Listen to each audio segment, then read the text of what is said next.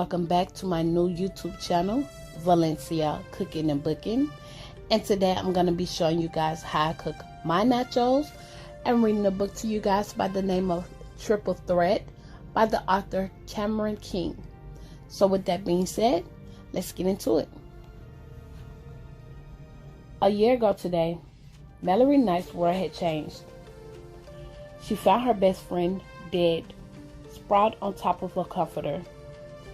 The one Lil had excitedly shown Mallory just days before. Another extravagant gift from her friend's secret, obviously rich lover. The cost of which, Mallory had pointed out, could have housed 1,000 homeless for a week or fed them for 2. Lil had shrugged, laughed, leaned back against the ultra-soft fabric. Her deep cocoa skin beautifully contrasted against golden raw silk. That day, when the earth shifted on its axis, Lil had lain there again, putrid, naked, grotesquely displayed, left uncovered to not disturb potential evidence, investigators told her. Contaminate the scene with wet decency. She had ignored them, had wrenched the towel from the en-suite bath and placed it over her friend and colleague's private part. Her glare at the 4 men in the room was an unspoken dare for them to remove it. That would happen only over her dead body. She'd stilled herself. She looked again at the bed and around the room. Whoever had killed Lil had left no doubt about that. For Mallory, the cause of death wasn't in doubt either. Murder. Not suicide, as the coroner claimed, but his findings matched what the detectives believed, what the strong evidence showed, so case closed. Even though the half-empty bottle of high-dose opiates found on Lil's nightstand weren't hers. Even though forensics found a second set of prints on 1 or 2 wine glasses next to the pills. Even though Mallory told investigators her friend preferred white wine to red and abhorred drugs of any kind. She suffered through headaches and saw an acupuncturist for menstrual cramps. Even though for Lil Jackson, image was everything. She'd never announced to the world she'd kill herself by leaving the pill bottle out on the table, get butt naked to do the deed, then drift into forever sleep with her legs gaping open. Details like those wouldn't have gotten past a female detective. They didn't get by Mallory either. Beautiful women like Lil tend to be self-conscious. What did Mallory see in that god-awful crime scene? Not even a porn star would have chosen to pose for their last close-up. The adrenaline ran high that fateful morning, Mallory remembered. Early January, as bitterly cold as hell was hot. Back-to-back storms in the forecast. This time last year, New York had been in the grips of a record-breaking winter. Almost a foot of snow had been dumped on the city the night before. Mallory had bundled up in the usual multiple layers of cashmere and wool. She had pulled on knee-high, insulated riding boots and laughed out loud at the sound of Lil's voice in her head, a replay of the conversation after showing Lil what she'd bought. Those are by far the ugliest boots I've ever seen. Warm though, Mallory had retorted. I'm going for substance, not style. They'd be fine for Iceland, or Antarctica, or Alaska. Not in church though. Too many people. One of those outback places with more bears than humans. Reachable only by boat or plane. Mallory had offered a side eye. So what you're saying is this was a great choice for a record cold winter. Absolutely. If you live in an igloo. You live in an apartment in Brooklyn next door to Manhattan. The fashionable capital world, baby. Hello? Mallory had laughed so hard she snorted, which caused Lil's lips to tremble until she couldn't hold back and join her friend in an all-out goof-off. Complete opposites, those ladies. One practically in comfort, scratched jeans and tees. The other back-breaking stilettos and designer everything. They'd met at an IRI conference, an annual event for investigative reporters and editors, and bonded over the shared position of feeling like family outcasts who used work to fill the void. Lil was the self-proclaimed heathen in a family of Jehovah's Witnesses, while second marriages and much younger siblings had made Mallory feel like a third wheel in both parents' households. To Mallory, Lil felt like the little sister she'd imagined having before her parents' divorce. That morning a year ago, she stopped at the coffee shop for her usual extra large with an espresso shot, 2 creams, and 3 sugars. She crossed the street and headed down into the subway to take the R from her roomy 2-bedroom, 2-bath walk-up in Brooklyn to a cramped share office in Midtown Manhattan, a 5-minute walk from Penn Station in a foot of snow that felt like 15. She just grabbed a cab when her phone rang. An informant with the tip. Another single, successful, beautiful female found dead. One of many tips she received since beginning the series, for which she just won a prestigious award. Why they disappear? Why they die? Why did they? Mysteriously. Suspiciously. Most cases remained unsolved. Heart racing, Mallory had redirected the cabby away from her office down the Water Street in a tiny building across from the South Street Seaport. The building where Lil lived, where they joked and laughed just days before. She'd shut down her thoughts then, refused to believe it could be her best friend. There were 9 other residences in the building. She'd go to any other condominiums, all of them except number 10. But that very apartment is where she'd been directed. The apartment teeming police marked with crime tape. Night. Jolted back into the present, Mallory sucked in a breath, turned her eyes away from the memory, and looked at her boss. Hey, Charlie. What are you doing here? It's Friday. I thought I told you to take the rest of the day off and start your weekend off early. I am. Yeah, I see how off you are. He walked over to her corner of the office, moved a stack of books or papers off of a chair, and plopped down. He shuffled an ever-present electronic cigarette from one side of his mouth to the other with his tongue. That wasn't a suggestion. It was an order. Get out of here. He sounded brisk, but Charlie's frown was worse than his fist. It had taken her almost 3 years to figure that out. When she started working at New York News just over 4 years ago, he was intimidating, forceful, and Mallory didn't shrink easily. 6'5", with the shock of thick salt and pepper hair and a patch that suggested too many hoagies, not enough salads, and no exercise. He'd pushed Mallory to her limit more than once. She'd push back, work harder, won his respect. I know it's a hard day for you. His voice was softer, gentler now. Yep, one she didn't want to talk about. She powered down her laptop, reached for her bag. She'd been proud of you for that. What? He nodded toward her inbox.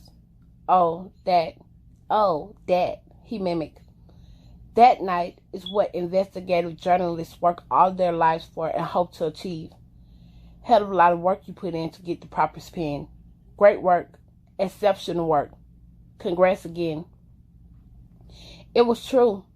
In this specialized circle of journalism, the proper spin, most often simply called the pen, was right up there with a Pulitzer for a distinctive honor. Thanks, Charlie. A lot of work, but not enough. We still don't know who killed her.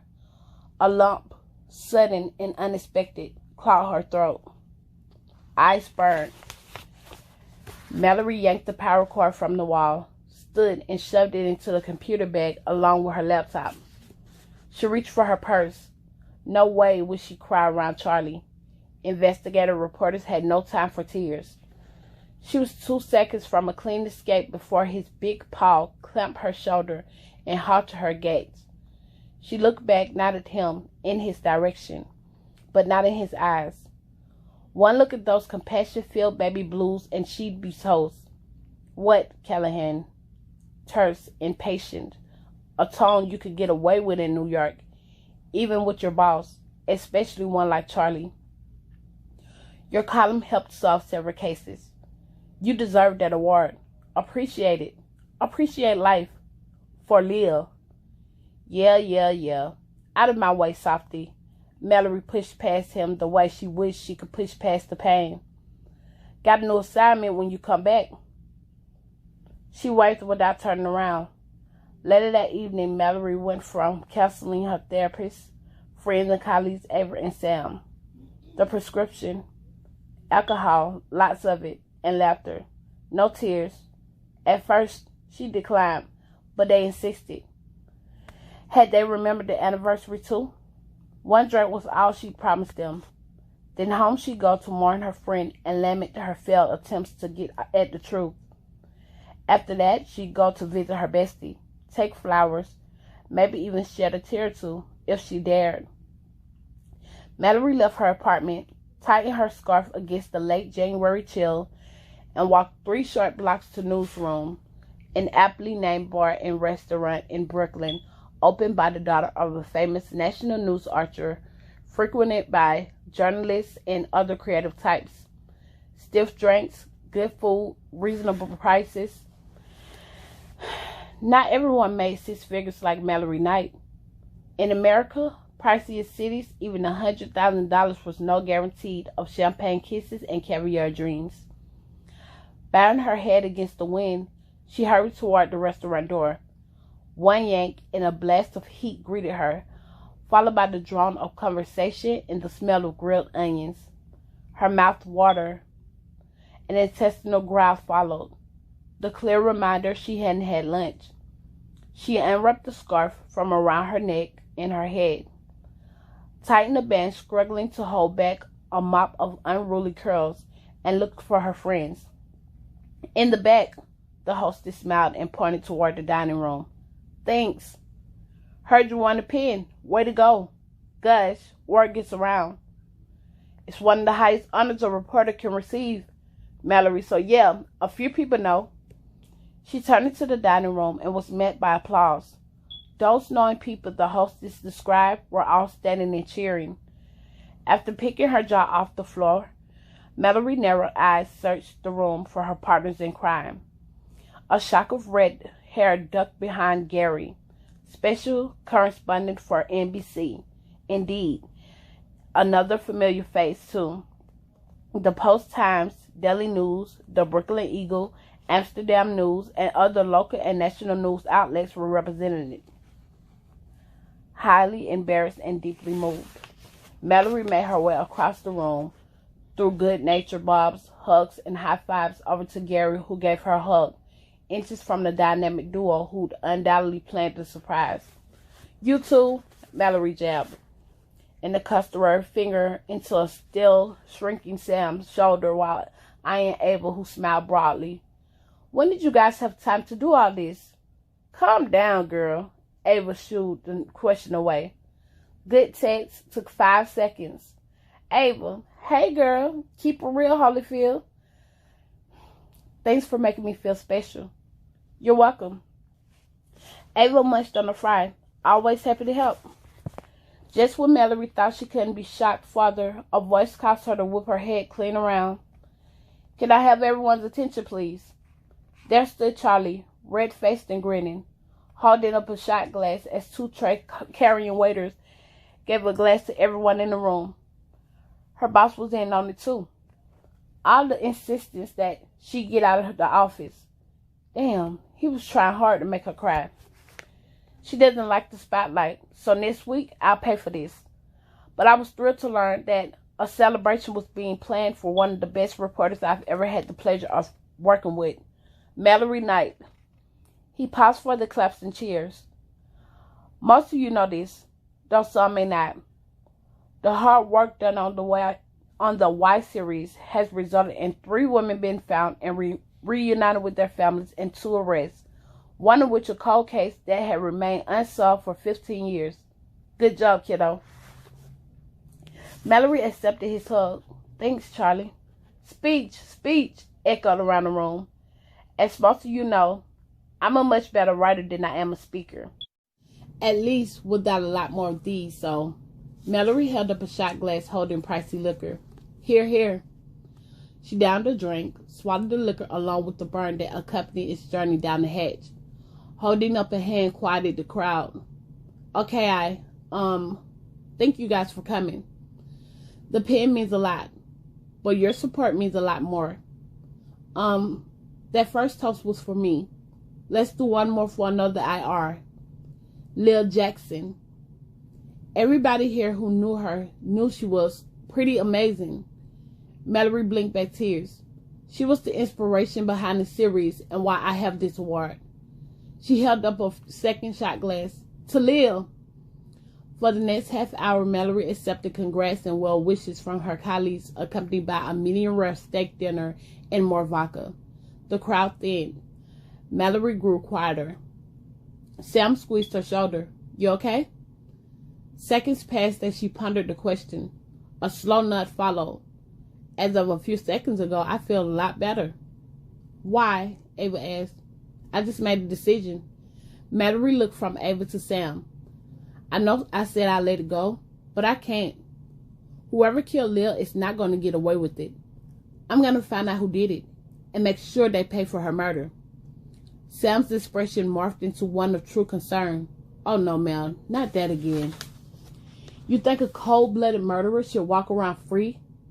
You know what she means. Ava's response was unbowed by Mallory's clear displeasure. Or have you forgotten those first couple of months after she died, when you were so bent on proving Leah's suicide was murder that you almost worked yourself into a grave? But I didn't die, did I? Instead, I got that pen. Mallory's voice calmed as she slumped against her chair. I'd much rather get Leah's killer. I know you loved Leah, Ava said, her voice now as soft as the look in her eyes. And while Sam and I didn't know her as well as you did, we both liked her a lot and respected the hell out of her work as a journalist. You did everything you could right after it happened. Let the police continue to handle it from here on out. That's just that. They think it's already handled. The death was ruled a suicide. Case closed. There wasn't a comeback for the harsh truth. Mallory held up a finger for another shot. Ava's brows arched in amazement. How many of those can you hold, Mel? You're taller than me, but I've got you by at least 30 pounds. Mallory looked up to see Charlie wave and head to the door. Ignoring Ava, she called out to him. Charlie! He waited by the hostess stand, the area now cold and crowded from the rush of dinner guests and the constantly opening door. What is it, kiddo? Can't believe you knew about this and didn't tell me. Had you known, you wouldn't have shown up. That's probably true. I appreciate what you said up there. Thanks. Think nothing of it. He looked at his watch. I gotta run. See you next week. One more thing. The new assignment you mentioned earlier. What's it about? Charlie hesitated. Mallory's eyes narrowed. Charlie, change the pace. You're going to love it. What's the topic? Basketball. You want me to cover sports? Incredibly raised Mallory's voice on octave. Told you that you love it. Charlie threw over his shoulder as he caught the door. A customer just opened and hurried out. Charlie! Mallory frowned as she watched her boss hurry steps, his head bowed against the wind and swirling snow. His answer to her question only raised several more. Why would Charlie want an investigative reporter on a sports story? Why wasn't the sports editor handling it? Freelance writers clamored for free tickets to sport events. Why couldn't he give the assignment to one of them? She wanted to continue doing stories that mattered, like those on missing women and unsolved murders that had won her the pen. And Charlie wanted her to write about grown men playing games. Her mood darkening and shivering at the blast of cold wind accompanying the next customer through the front door. Mallory walked back to the table, hugged her friends goodbye, and began to take the short walk home. She lived less than 10 minutes from the restaurant, and although the temperature had dropped and snow was falling, she barely noticed. Mallory's thoughts were on her dead best friend, the botched closed case, and how to renegade interest in catching the serial killer. Because whether officially or not, for work or not, Mallory would never stop trying to find out who killed Leah Jackson. Never, ever. No way. Mallory awoke to a gloomy Saturday morning in a foggy brain from too much vodka. The forecast called for rain that could later turn to snow. Appropriate, she thought, since she decided to visit Leah this morning. It hardly seemed right for the sun to shine while she visited what remained of a light that had been extinguished way too soon. She rolled out of bed with a groan, pulled on boots, threw a coat over her pajamas, and dashed to the corner coffee shop. A hot, long shower and double shots of espressos helped wake her up and clear the fuzziness from her mind. 30 minutes later, Mallory was outside again. She carried an umbrella, but didn't open it as she walked to her car. Rather, she welcomed the cold drizzle on her face, the wind whipping her misbehaving curls about her. This heaved unruly how Mallory felt right now. She started up her trusty Toyota, and since it hadn't been driven in almost a month, she let it idle until the engine warmed up. While sitting there, she checked her voicemail and was surprised she missed calls. Obviously, the restaurant had been loud, and she slept harder than she realized. Just as she pulled away from the curb, her phone rang. She plugged in her Bluetooth and turned up the volume on the stereo. "I'm alive," Sam chuckled. "Just checking. Last night you had me a bit concerned. I know this is a tough time. How are you really?" "I'm okay. Heard from Leah's mom last night, Mrs. Jackson." "How's she doing?" "Oh no, I missed it. Probably best since I was 3 sheets to the wind. More like 3 blankets. Remind me next time that vodka is not my friend." "Wonder what she wanted." "Checking in on me probably, same as you." "That was nice of her to think of you." She also mentioned having something to give me and wanted me to stop by. "That's why you're up so early." "Early is relative, Sam. It's after 10. I'm going to visit Leah and wanted to try and beat the crazy Saturday traffic. Her mother doesn't live far from there, so I hope to see her too." Seconds of silence. Mallory imagined her mysterious friend, Sam, the former IR turned lifestyle column writer after marrying her alternative music husband and having the baby named after a star, twirling a honey blonde lock while trying to tactfully suggest that Mallory need not to go to the cemetery to honor their friend. That Leah was now a beautiful spirit, sparkling even, who was everywhere and nowhere at the same time. Mallory saved her the trouble. "I know what you're thinking. That the whole funeral, coffin, graveyard thing is for the unenlightened, the unevolved. Mallory, I know you wouldn't. Not in those words. But I know how you feel about life and death. And I actually appreciate the perspective. It helped me cope with her loss. But I don't view going to the cemetery the same way you do. I went there once before, about a month after the funeral. And it brought me peace. Then go, Mel. Honor Leah in whatever way that works for you.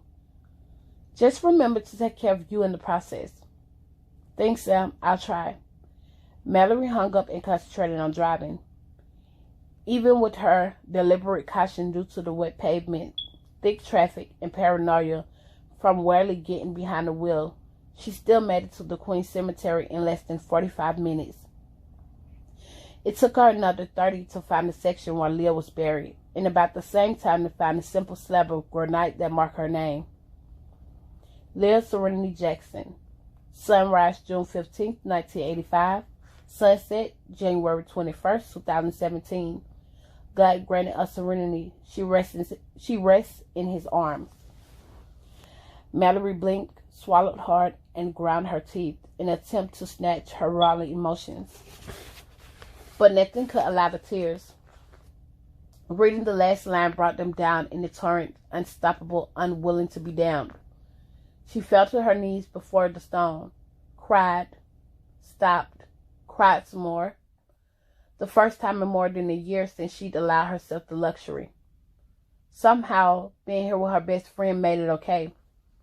Reaching out, she touched the cold stone with a gloved finger and traced the letters etched in gray granite. She ran her fingers along the roses that outlined the words, and just then noticed a bouquet of live flowers nearby, probably blown from their intended spot by the wind. Mallory reached for the pink and purple arrangement, dug a shallow carving in the earth, and placed them there, supported by the stone. Moments later, or hours, who could tell, the stream of tears slowed to a trickle. Mallory pulled a crumpled napkin from her jacket pocket, blew her nose, wiped her eyes, and took a deep breath to get a hold of herself. "Well," she said firmly, her shoulders squared as she sat in front of the tombstone. "Now that we've got that out of the way." She tried to smile, but it wilted like the fading flowers near the stone. She took another deep breath with lips pressed tight. She wouldn't cry again. Enough of that. Instead, Mallory pulled the band from around damp, wayward curls, brushed them back, and doubled up the band in her effort to tame them, and pulled her jacket hood over her head. "I probably look a mess," she said, her eyes focused on serenity. "I can hear you now, clucking your tongue like your mom does and saying, 'Girl, you're shaming.'" It was a phrase that loosely translated to, "Girl, you are ashamed," or "Girl, you should be ashamed of yourself." "Well, I'm not. At least not about the way I look. I felt bad for visiting you earlier. You know, on the day it happened. Sam thinks it's silly for me to come here anyway." She didn't say it like that, but that was her meaning. "Miss Woo Woo thinks I could talk you from anywhere and you'll hear me." "I don't know if that's true, if you can hear me or even if you still exist out there." Mallory shrugged, feeling strangely comfortable and relaxed. She pulled her legs up and rested her chin on her knees. "Part of me thinks that when you die, it's over. The other part hopes that you're still here. Somehow. Somewhere. That somehow you know what's going on." She paused to watch a flock of birds fly overhead in perfect symphony, heading south to warmer weather, she supposed, even as she pulled the screens of her hooded jacket tighter around her head and wished for earmuffs. She shifted and leaned on the cold, hard tombstone that verified her friend had once had a place in the world. It was a sorry substitute for the vivacious Leah Jackson. That's what Mallory would have told anyone who asked. But of course, no one had. She told Leah's mother, Barbara, of a conversation when Leah that took place not a month before the murder. How when she died, Leah wanted to be cremated, the same as Mallory, her ashes flung into the wind near the Caribbean island of her ancestors' birth. Nobody heard her then either. Leah was given a traditional Jehovah's Witness funeral and looked positively stunning in a lacy white dress. One she wouldn't have been caught dead in while living. Mallory thought seamlessly at the pun, and was buried in a simple white casket with pale pink interior and silver trim. Mallory had never seen Leah wear pale anything. Unlike that service her parents had planned, Leah's life had not been subdued. She laughed loudly, partied endlessly. She loved vibrant colors that matched her personality, paired with the highest designer heels she could find, and anything bling. There were no words to describe how much Mallory missed her friend. If you're somewhere having a voyeuristic experience of my life, then you know that my Why They Disappear, Why They Die series won the pen. Hardly feels like a notable accomplishment considering the circumstances that led to its creation. I gotta tell your story though, and dozens of others who are dead and are missing. A few got found, young runaways believed to be dead, a couple murderers arrested, so that's good. The main reason for doing it though was to generate enough interest for the cops to take notice. Maybe even get a lead strong enough to have your case reopened. That didn't happen, and I feel like it's my fault. Hell, if my investigative journalism skills can't help me find your killer, then just how good am I, you know? Everybody thinks it's time for me to give up, let it all go and move on with my life. Ava, Sam, Charlie, especially him. Next week he wants me to talk about a new assignment, new story. He's proud of the series, but thinks doing this has driven me a little crazy. We both know that's a lie. My insanity began way before you left. Mallory tried to laugh, but choked on a lump in her throat. Maybe they're right. Maybe it's time for me to let go. What about you, Lil? Is that what you want? A gust of wind blew over, causing the leaves to swirl and Mallory's hood to fall off. She didn't notice that the rain had turned to snow until flakes hit her face. She looked at Lil's name etched on the stone, then up at the bare swaying branches, then back at the slab. I didn't think so. She shook her head and stood. Guess I should be going, even though I hate to leave you, my friend. Silly, I know. You've managed to be out here a year without me. Can you really hear me, Lil? She looked around, waited for another gust of wind, a crow to cow, something. Instead, it seemed quieter than ever, and suddenly a bit spooky too. Mallory shivered. If you can hear me, do me a favor, okay? Help me find the person who put you here and send them behind bars where they belong. You and whoever that is are the only ones who know. If you can hear me, then it's possible that you can communicate too. Find a way. Help me out. Help me help you. She finished dramatically quoting one of their shade favorite movie lines as she swiped to find a tear. I love you, Lil. Mallory kissed her fingers, touched them to Lil's name, and hurried back to her car. Once inside, she started the car, cranked the fan to high, and received a blast of cold air for her trouble. She turned the vents away from her and reached for the phone she left in the car, along with the bag that held it. Missed call. She tapped the screen to reveal a number that was unfamiliar. After turning on the wipers to clear snow-covered windows, she made a U-turn, headed out of the cemetery, and engaged her Bluetooth. As soon as the call was answered, she knew who it was. Lil's mom. Miss Jackson, it's Mallory Knight. I received your message the other night and totally intended to call you back. I'm so sorry. No need to apologize, Mallory. I know you're busy writing award-winning columns and all. Oh, you saw that, huh? I did, and was happy for you. I know how hard you work. Thank you, Mrs. Jackson. I'm sure Lil would have been delighted as well. And you could call me Barbara. I hope so, Barbara. She's the reason behind the series and continues to be my inspiration in finding criminals and getting justice for their loved ones. I just love her. In fact, you visited the cemetery? Yes, I just left not 5 minutes ago. I was there earlier in the week on the anniversary, still somewhat in disbelief that my daughter sleeps in the arms of Jehovah. You left the flowers? I did. There was silence then, as both women remembered the challenge that was Lil's and her mother's relationship from completely different perspectives. Are you Mrs. Barbara? Gaining strength every day, child. Which is actually why I called. Mallory nodded as though Barbara could see her.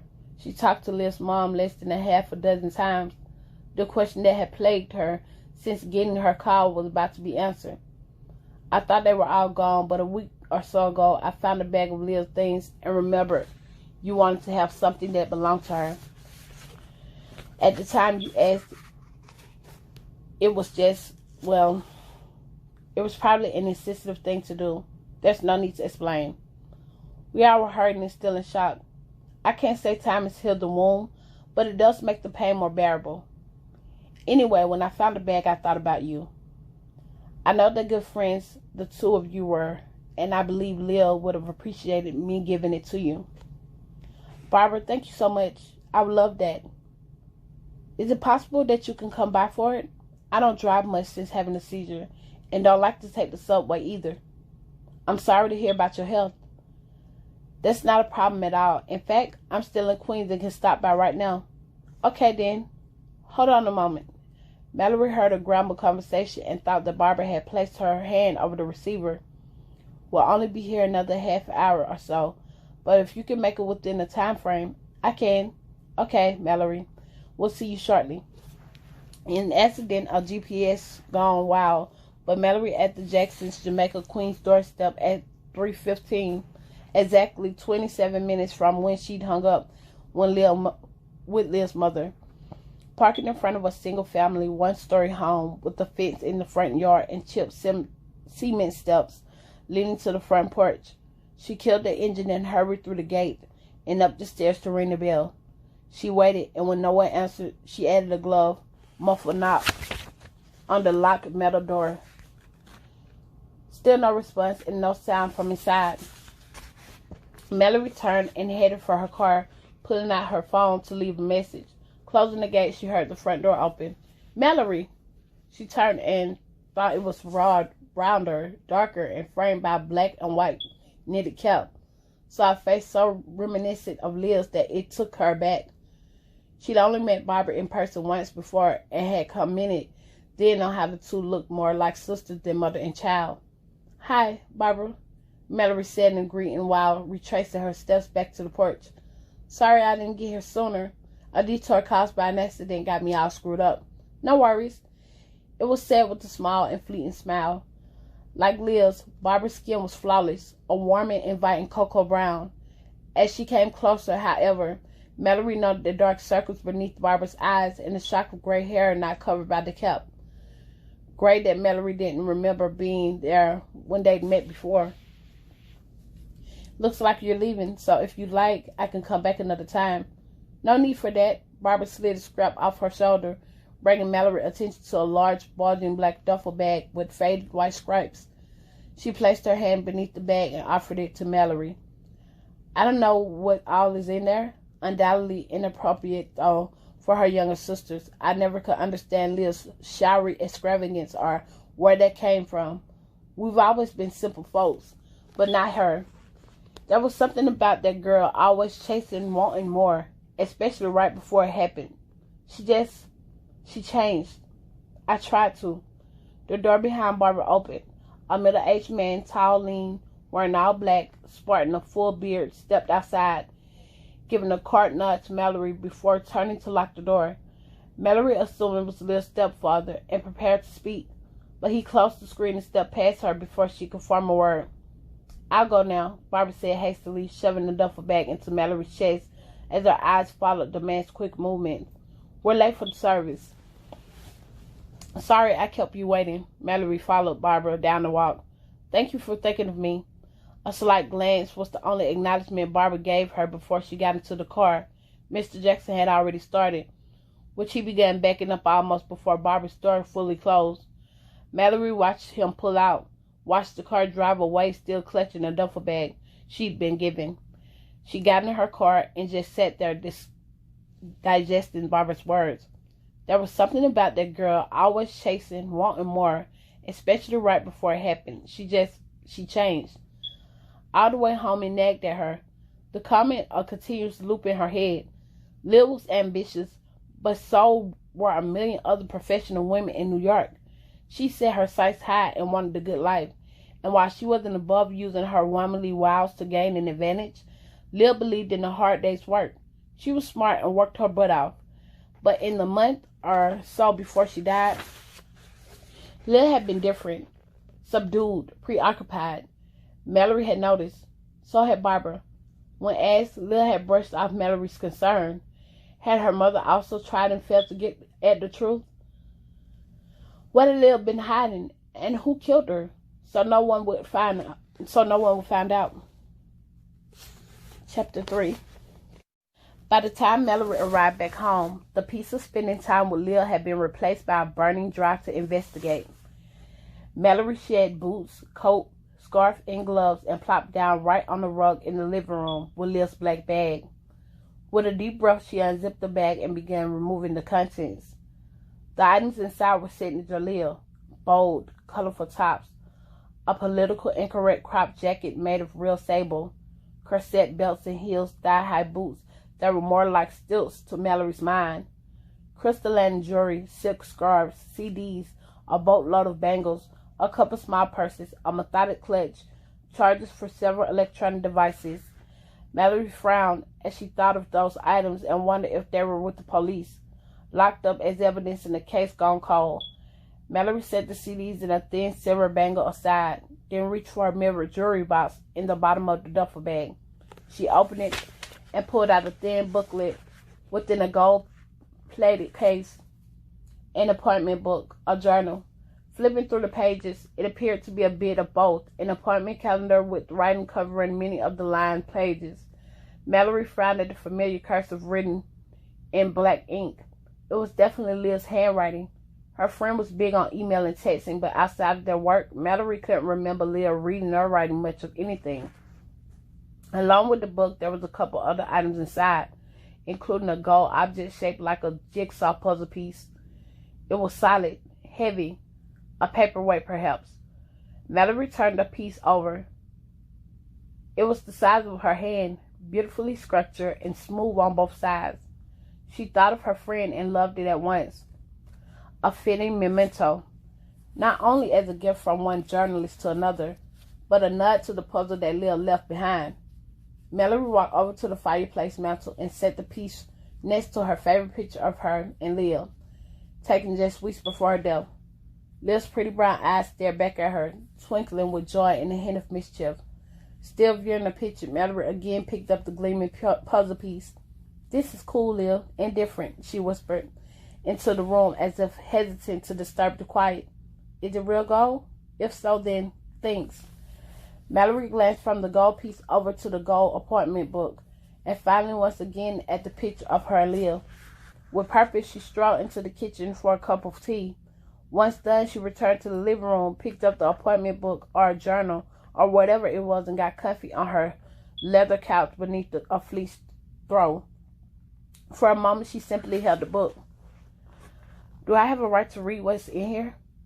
More questions followed. She was about to unveil secrets Leah thought to take to her grave. Was it a coincidence that a year after Leah's death, Barbara had found a duffel bag of her things? Or that she called on the day Mallory sat on Leah's gravesite asking for help? Mallory didn't think so. At the gravesite, Mallory had asked Leah to help her. She hadn't really thought it possible, but the former best friend and colleague just might have helped her after all. Mallory took a deep breath, fortifying breath, and began to read. With each word she heard Leah's lifting voice, saw her smile. January 1st, across the squares, marking the month's first week, Leah wrote of their friend Sam. Samantha says writing down wishes make them come true faster. True. We'll see. Here goes. Mallory didn't remember that conversation, but had no doubt it happened. Sam had been a mantra chanting, visualizing meteor since Mallory and Leah met her in Ava while participating in the Tunnel to Towers 5K run and walk. Mallory mostly ignored her rumblings, and Ava flat out called her cuckoo. Sam was undeterred, considering she now freelanced from home as the wife of a computer analyst and the mother of an adorable 2-year-old. She also seemed to have been right. Mallory studied the page. There was doodles of stars, hearts surrounding a declaration. "Today is the first day of the rest of my life." She could imagine Leah's square shoulders as she wrote the words. Could almost hear the passion with which she understood the word today, written confidently with sure, clean strokes, with no clue that the rest of her life wouldn't last that long. New job, Mallory knew she'd been looking. True love, a never-ending search. Can only go up from here. Mallory took a sip of tea and pondered the sentence written after. True love. That New Year Eve had seen both she and Leah complaining about their love lives. Pretty much rock bottom, as Mallory remembered. Up was the only way to go. Get fit. Really, girl? From a totally objective perspective, Leah's body was flawless. Her face was like that of an angel. She didn't need it, but Mallory never observed Leah in public without makeup. Leah Jackson was one of the most beautiful women Mallory had ever seen in a person or in print. That she was even more beautiful on the inside is how she and Mallory became best friends. The last week of January, Pen and Yoga Classes, the title of an album by Leah's favorite neo-soul artist, a comment in the first Saturday box. Invited to a Naves game, another chance to see Christian, heck yeah. In February, there were more personal notes about New York's baseball team, the Navigators, and hooking up. With who? Not the attorney-turned politician whom Leah had dated for about 6 months before he abruptly ended the relationship. Mallory remembered meeting him once and not being impressed. When they broke up and she'd asked what happened, Leah had simply answered, "I didn't like his politics." Mallory continued through the planner. The next few weeks seemed to focus on appointments for work, dinners and events, and messages about getting up, moving up, staying up, and other similar phrases containing the two letters words. Some phrases fit within a sentence, but others were odd, one-liners and rhymes that looked to Mallory like some type of code, hidden messages for Leah's eyes only, that only she could understand, like the lines written on March's page. Madness, yes. Crazy to love. Caught up, impossible. Inexplicably, both of us feeling the scorch of the heat, yet jumping headfirst into flames.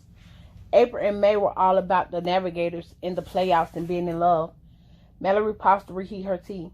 She leaned against the counter, watched the water begin to bubble, and thought back to the time where, more than a year ago, when Leah stopped talking about her love life. Mallory pushed the information. Leah admitted she was seeing someone, a man she'd referred to as the Mr. or special friend. Mallory thought the man was possibly married and warned Leah to be careful. Not long after that, Leah moved into the luxury condo. Mallory had called Leah a kept woman, told her she deserved better than to be somebody's side chick. Their friendship had wavered, restored only when the two friends agreed not to talk about it.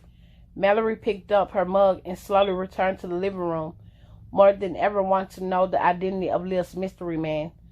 June was all about the Navigators and Christian's Graham, their star player. Leah was a huge basketball fan and Christian was her favorite player. She called him a triple threat, smart, successful, gorgeous. Mallory remembered her excitement when he joined the team. It was contagious. She lived regionals, breathed the playoffs, and scored tickets to the 2 of the 3 home games. That's when Mallory had felt sure Leah was dating Christian, that he was her special friend. Leah had never confirmed it outright, but Mallory, it felt obvious. How else could she have gotten a floor seat and special passes? When she remained tight-lipped, Mallory had given up asking. Other than not wanting Leah hurt or used, she couldn't have cared less. But Christian was single. Mallory contemplated often photographed with his country's latest it girl, actress, singer, dancer, mogul, always gorgeous, mostly rich. Sneaking around to be with him made no sense, unless he had something to hide. Mallory suddenly thought, something he killed for her to prevent going public. There were other appointments, numbers, and names. Mallory pulled her iPad over and opened a page to jot down notes. 2 hours later, and halfway through the appointment book and journal, her mom called with the latest shenanigans of half-sister Mallory barely knew. The conversation zapped what was left of her energy, so after hanging up and drained and hungry, she took a shower, ordered a pizza, and went downstairs to get lost in mindless TV. She entered the living room to a screenshot of the evening news. Another woman dead, a person of interest named. Mallory's hand flew to her mouth. Isaac Bruckle, one of several names that just moments before she'd read in Leah's journal. Mallory arrived at the office that Monday morning, having forgotten all about Charlie's mention of a new assignment. She slept in Sunday morning, then spent the afternoon learning all she could about Isaac Baker, the person of interest mentioned on the newscast she'd heard, and one of the names she'd gleaned from Leah's appointment book. Afterwards, she called Ava, gotten voicemail, and no call back. First up on her things-to-do list was to text a girl and suggest they do lunch. What she found out so far told Mallory one thing. Banker was too much for one hour to handle. Night, Callahan, get in here. Mallory finished the text on a short jaunt from her desk to Charlie's office. She moved a stack of perpetually present folders from one of 2 overflowing chairs, facing his equally cluttered desk, and sat down. What's up, boss? I told you on Friday, a new assignment I want covered in your column. Oh, I'd forgotten about that. Thought you might. Why do you think it needs to change? The column. Having just won the pen, readership numbers will only climb. People unfamiliar with the Y series will want to check it out. I don't know that now is the right time to switch topics. I think it's the perfect time. Why? For the same reason you gave. You just won the pen. People will be on the lookout for the nightly news column. Will follow what you write. Some will want to read what you got the award for. For those folks there are the archives, every article carefully filed. Others will turn to your page to see what's happening now. And the only thing happening now, at least as far as New Yorkers are concerned, is basketball and the Navigators ruling the playoffs. And I want you to find a way to work the sports into your column. You're kidding, right? Stop acting surprised. I told you Friday night. I was hoping it was the vodka affecting my hearing. Sorry to disappoint you. Besides, I've been telling you for months. It's time to switch gears. Give your mind a break from the mayhem. A chance to lighten up and give the readers a reason to smile for a change. Okay, said in that long drawn out way that suggested it was anything but. I want you to do a serious piece on Christian Graham. The sports section isn't big enough for his ego. Mine is a serious column. He doesn't fit in it. How do you know? Mallory's mind went as blank as her expression. Words from Liz's appointment book suddenly filtering through her brain. Exactly, you don't. Not until you've done your homework and found an angle that, you know, humanizes the guy. Something that shows he has heart. Mallory worked to keep her expression and tone bland while the investigator inside her and the Graham on the list did backflips. Charlie moved a couple of piles around, pulled out a folder, and slid it across the desk. What's this? An angle, perhaps, about the foundation and the kids it serves. Sounds like a far cry for the murder and minding. Sounds like a far cry from the murder and missing. Not too far. Kids get killed and disappear. Christian kids? Mallory asked, referencing the bold type on the front of the folder. The ones in the program have dodged that fate. That could be the positive part of the story. But their lives haven't been easy. Mallory flipped through the folder content. Today's trouble youth, huh? You might be right, Charlie. I'll give it a shot. She rose to leave. Whoa, wait a minute. What's going on? What do you mean? That was way too easy. Mallory needed a few seconds. Whatever she said next had to sound convincing. She walked over and closed his office door, then leaned against it. I visited Liv this weekend. You what? Her gravesite. Oh, I went there. Had hard to imagine all the beauty buried 6 feet deep. Seeing a stone instead of her face. Talking to the ground. It did something to me. Made me more determined than ever to find out who killed her. Brought back a flood of memories of her and all of the others. All of the missing and murdered women I covered over the past year. Mallory pushed off the door, slid her hands inside her jeans pockets. Besides, you're not the only one who thinks I need a break.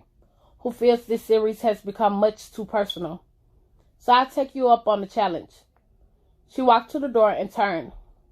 When is this going to run? Next week. Mallory gave a curt nod, left his office and smiled all the way back to her desk. After checking her phone and seeing Ava's thumbs up response, Mallory fired up her laptop and placed Christian Graham's name in the search engine. More than 50 million results showed up, along with images of his godlike physique. She tapped uneven nails on the well-worn desktop, scrolled through the links. Also, guys, make sure you be on the lookout for my brother's hot sauce, Mama Mia Italian hot sauce. You can literally put it on anything, your chicken, your burritos, your tacos, your nachos, like anything, your seafood or anything. It goes well with whatever you want to put it on. So be on the lookout for that. I don't have the link right now, but when I get it, I will definitely post it on my YouTube video. Make sure you like, comment, and subscribe, and look forward to more. I'm out.